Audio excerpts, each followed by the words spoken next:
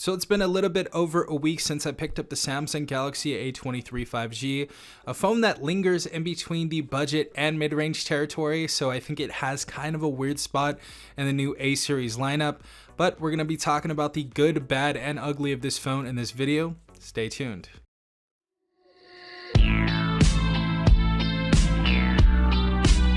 Now, as I stated in the intro, I believe this phone has a super weird placement in this year's A series lineup. This is definitely going to be a phone I strongly agree someone only gets if they're getting it at a discounted price, if they're getting it from a prepaid or postpaid carrier, or somewhere that you get a discount. The reason being is very simple. The Galaxy A53 5G. The A53 5G makes many less compromises than this phone, and it is only $50 more. i.e. Super AMOLED display, much better camera including 4K recording, stereo speakers, IP67 water and dust resistance, under display fingerprint sensor, which is of course objective, some people do like the side mounted one, and 2 more years of major OS updates and the processor as well for the most part. The Exynos 1280 does beat out the Snapdragon 695 processor we see on the A23 5G in CPU performance, gaming performance, and battery life. Now I did say for the most part, and to my surprise, developers do optimize games for Snapdragon processors much more often than they do for the Exynos processors, as we can see in my gaming review on the A23 5G, which shocked me that I can actually run games like Genshin Impact decently. But that's neither here nor there, as the A53 5G doesn't really have any issues with compatibility in gaming thus far, and it definitely offers much more bang for buck at only $350. Now that we got that out of the way, let's talk about some things the A23 5G does right. Starting off with the display, we have a beautiful 6.6-inch 1080 by 2408 display that also offers a 120Hz refresh rate, and surprisingly, Gorilla Glass 5 for its protection.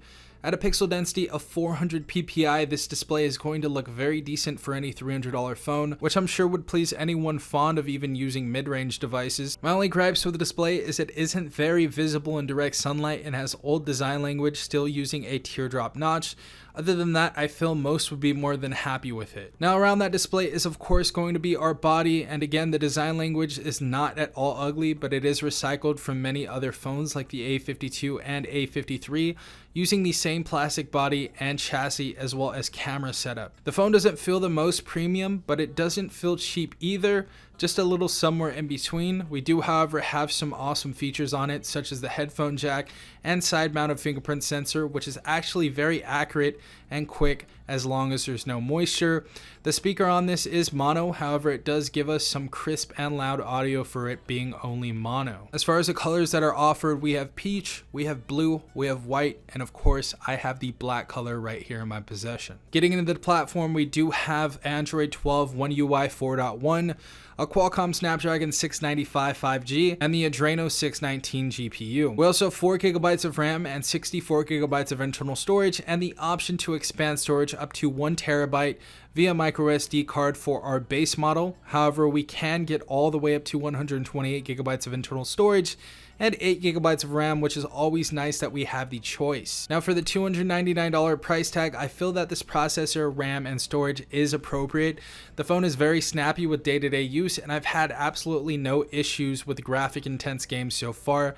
Great thing about our software is that we get 4 years of security patches and 2 years of major OS updates, all the way up to Android 14, which in my opinion is more than enough for a phone of this caliber. Getting into the camera setup, we have a 50 megapixel wide, 5 megapixel ultra wide, 2 megapixel macro, and 2 megapixel depth camera. The ultra wide camera definitely has to be my favorite, as you can fit much more content in the lens without physically moving. This is going to be great for those group photo ops and taking pictures of wide or tall things like maybe a skyscraper, house, or a huge tree. The 2 gripes I have is that the video recording only goes up to 1080p 30 frames per second, and it isn't really all that stable. The photos from this camera, however, are appropriate for the price tag, and we can produce some great looking shots in the right environment. If you guys want more detailed review on this camera, I will have a full review of the camera in the comment section and description down below. That's going to tell you way more information about the camera than this review does. Some other premium notable features on this phone are a 5000 mAh battery and 25 watt wired charging. However, we don't actually get a wall charger included in the box, so that's on you. There are some very, very affordable options on Amazon that you guys can go ahead and pick up. We also have NFC for Samsung and Google Pay, which will make it much easier checking out the store, and pretty much every single sensor you can think of. For the people that like playing Pokemon Go, we do have the gyro sensor, so that's there for your use. So my final opinions on this phone. What do I think of this device? I think this is a good device. I think for $299, this is a fair device. And if you guys want to pay $50 less than the A53 5G and you need something at this price point, I think this is a good bang for buck phone. But if you pay $50 more, you can get the Galaxy A53 5G. You get many more premium features on that device, and I just think that's a much better device overall. You get up to Android 16 instead of Android 14, many years of security patch updates. So that phone in the long run is going to be the better phone. But if you guys are getting this phone at a deal, at a prepaid or postpaid carrier, this is absolutely an amazing choice. You guys are gonna have a great time with this. Also, if you get this at a discounted price from Samsung, again, if you trade in a phone or something like that, I can definitely recommend this phone. Even at $299, I can recommend it. But I would say pick up the A53 5G instead of this if you guys can afford the $50 more price tag. But other than that, this is a pretty solid device. I do believe it deserves its placement in the A series lineup of 2022. I do think it is a little weird that they put this phone in here since we already have an A23 and many other phones around this price point.